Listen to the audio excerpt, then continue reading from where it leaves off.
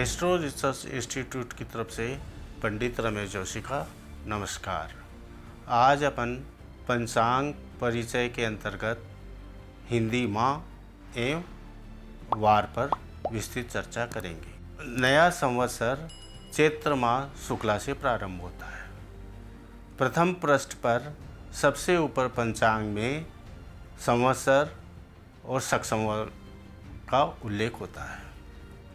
विक्रम संवत वर्तमान में 2077 चल रही है, शाके 1942। यदि अपने को विक्रम संवत्सर पता हो तो अपन शक संवत निकाल सकते हैं। उसका एक सूत्र ये है, जैसे वर्तमान में 2077 चल रही है तो -135 करेंगे तो 1942 आएगा। फिर अपन देखते हैं पंचांग में तो रवि उत्तरायण और रवि दक्षिणायन दिखाया रहता है। तो उत्तरायण रवि जब सूर्य मकर राशि में परिभ्रमण करता है तो रवि उत्तरायण हो जाता है।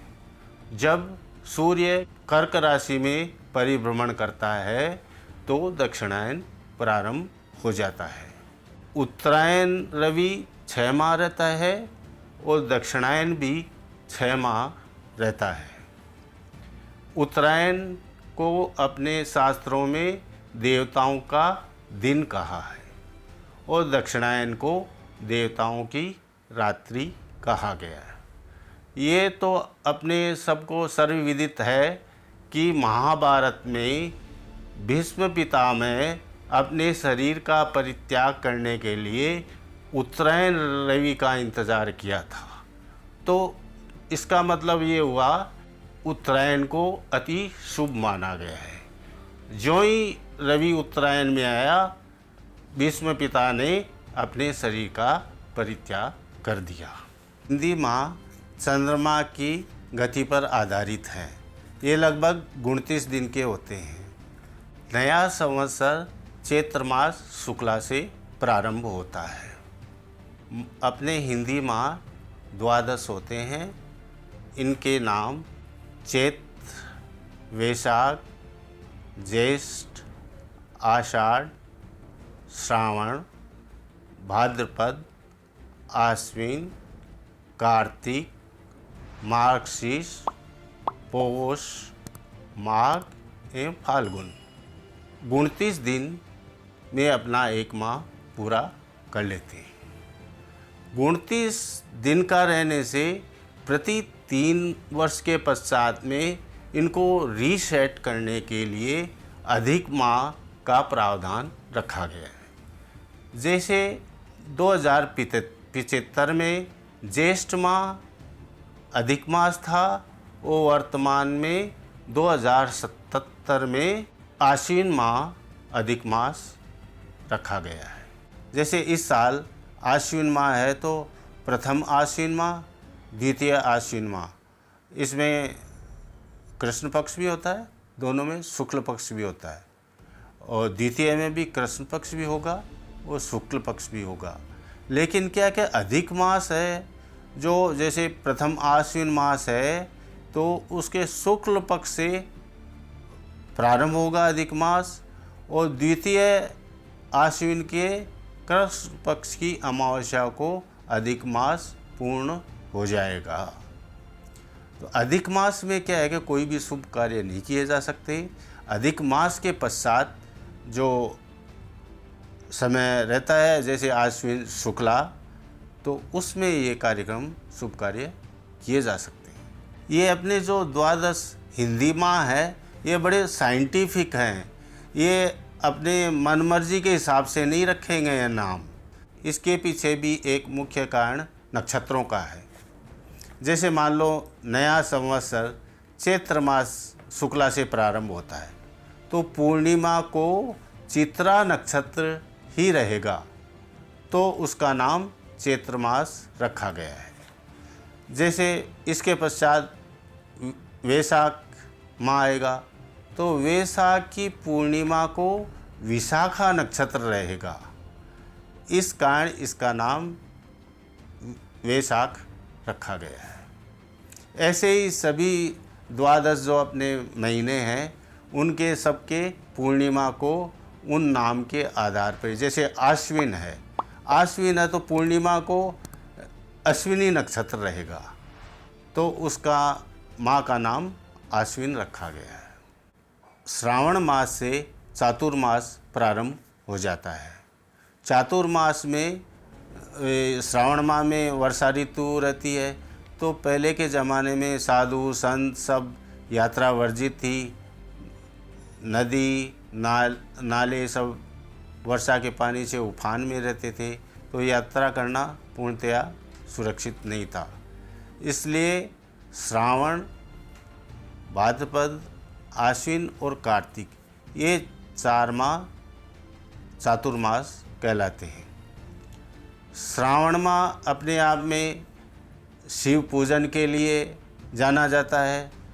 पूरे श्रावण में शिव पूजन सभी जगह किया जाता है और श्रावण मास की पूर्णिमा को अपने विशेष पर श्रावणी कर्म करते हैं उस दिन, और रक्षाबंधन भी पूर्णिमा को उसी दिन आता है। भाद्रपद है तो भाद्रपद में अब कृष्ण पक्ष में कृष्ण का जन्म हुआ था, और भाद्र पक्ष में ही गणेश उत्सव होता है, क्योंकि भाद्र पक्ष में ही अपने गणेश जी का उत्सव मनाया जाता है। आश्विन पक्ष भी धार्मिक उत्सवों के लिए विशेष माना जाता है।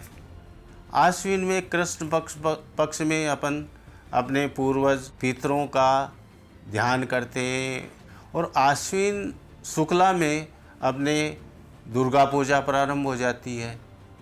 तो आश्विन पक्ष भी पहले पितरों को याद किया जाता है, फिर अपने देवी देवताओं को विशेष तौर से याद किया जाता है। कार्तिक पक्ष है विशेष तीर्थ स्थानों में, इसमें स्नान का विशेष महत्व है। इसलिए ये 4 माह है, विशेष तौर से पितर हैं, देवी देवता हैं, ये एक तरह से पूरा आराधना काल ही चलता है। और कार्तिक में अपन जानते हैं कि दीपावली भी कृष्ण पक्ष अमावस्या को दीपोत्सव मनाया जाता है, जो प्रकाश का सबसे बड़ा पर्व है।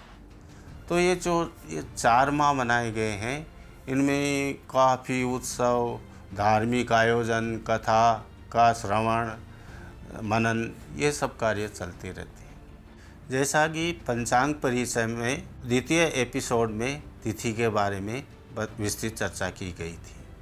आज इस एपिसोड में अपन हिंदी माह के बारे में चर्चा की है, रवि, उत्तरायण, दक्षिणायन के बारे में चर्चा की है, और हिंदी माह किस कारण से इनका नाम निर्धारण होता है उसके बारे में भी अपन ने चर्चा की है। तो अब तिथि के पश्चात अपन देखते हैं कि वार का नाम लिखा हुआ रहता है। तो आज अपन इस एपिसोड में वार के बारे में विस्तृत चर्चा करेंगे।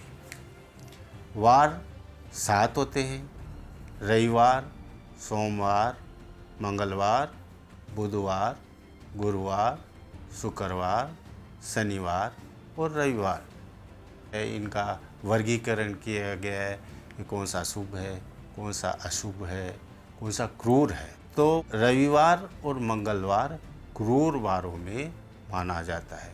क्रूर माना गया है, न कि अशुभ। अशुभ और क्रूर में काफ़ी फर्क होता है। और सौम्यवारों में अपने सोमवार है, बुधवार है, गुरुवार है और शुक्रवार को लिया गया है। शनिवार को अशुभ फलदायी माना गया है। वारों के हिसाब से कौन सा कार्य करना चाहिए इसके बारे में भी अपन चर्चा कर लेते हैं। जैसे रविवार है, रविवार का अधिपति सूर्य है। सूर्य गवर्नमेंट से बिलोंग करता है, तो अपने को दैनिक जीवन में जो भी सरकार से संबंधित जो भी कार्य करने हैं तो वो अपन रविवार को कर सकते हैं। गवर्नमेंट से संबंधित है वो कार्य अपने को रविवार को कर लेनी चाहिए। सूर्यवार रहने से सूर्य अपन देखते हैं ये प्रकाश भी देता है, तो इस दिन अपन अग्नि से संबंधित कार्य भी कर सकते हैं। अब मंगलवार भी क्रूर वारों में से ही है। मंगल एक तरह से शरीर की ऊर्जा है। जो भी मनुष्य में शक्ति है, स्ट्रेंथ है, पावर है, वो सब मंगल के कारण ही होता है। तो मंगलवार को अपने को अगर कोई जिम जाना है, कोई व्यायामशाला जाना है, या अपने को कोई मार्शल आर्ट सीखना है, मतलब जो हिम्मत वाले और जो भी कार्य है वो अपन इस दिन कर सकते हैं। मंगलवार के दिन यदि अपना कोई से वाद विवाद चल रहा है, कोई झगड़ा फसाद चल रहा है, तो अपन कोई कानूनी राय ले सकते हैं। दंडात्मक जो कोई भी कार्रवाई है वो मंगलवार को करना श्रेष्ठ रहता है। सोमवार सोमवार में आता है। सोमवार का अधिपति चंद्रमा है। चंद्रमा जल तत्व का रहने से जल से संबंधित जो भी कार्य करने हैं अपने को, वो अपन सोमवार को कर सकते हैं। बुधवार भी सोमवारों में ही गिना जाता है। बुध वाणी का कारक रहने से इस दिन अपन कोई लेखन कार्य है, ऑडियो वीडियो बनाना हो, वो भी अपन बुधवार को कर सकते हैं। बुध व्यापार का ग्रह रहने से व्यापार की कोई नई योजना है, व्यापार का कोई विस्तार करना है, या व्यापार से संबंधित जो भी कार्यक्रम है बुधवार को कर सकते हैं। गुरुवार बृहस्पति ग्रह से संबंधित रहने से इस दिन अपन धार्मिक कोई शुभ एवं मांगलिक कार्य कर सकते हैं। गुरुवार के दिन अपन शिक्षा से संबंधित कोई कार्य है, कोई प्रशिक्षण केंद्र में अपन प्रवेश भी ले सकते हैं। शुभ ग्रह रहने से जो भी कोई शुभ मांगलिक कार्य है वो सब अपन कर सकते हैं। शुक्रवार भी सोमवारों में से एक है। शुक्रवार का अधिपति शुक्र है। शुक्र कला, संगीत, आर्ट आदि का है। शुक्रवार शुक्र ग्रह से संबंधित रहने से जो भी लग्जरी आइटम है, डेकोरेटिव आइटम है, वो सब अपन इस दिन क्रय कर सकते हैं। शनिवार शनि ग्रह से संबंधित रहने से राजनीतिक सामाजिक प्रयोजन के जो भी कार्य हों वो अपन शनिवार को कर सकते हैं।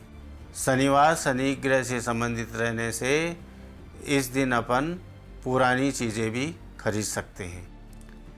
इस वर्ष कोरोना के साथ साथ ग्रहों की चाल भी विवाह मुहूर्तों को वर्ष पर्यंत प्रभावित करना चाहेगी।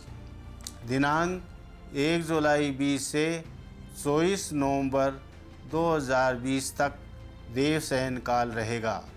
इसके पश्चात सूर्य धनु राशि में रहने से मलमास का प्रारंभ हो जाएगा। इसके पश्चात ही 17 जनवरी 2021 से गुरु अस्तगत रहेंगे तथा शुक्र 11 फरवरी से अस्ताचल में रहेंगे। इसलिए संवत 2077 में 25 नवंबर 2020 से 11 दिसंबर 2020 के मध्य ही विवाह मुहूर्त रह पाएंगे। आज अपन ने पंचांग परिचय में हिंदी माह, वार, रवि उत्तरायण, दक्षिणायन विषय चर्चा की। आप इस हमारे कार्यक्रम को शेयर करें, लाइक करें एवं सब्सक्राइब करें। धन्यवाद।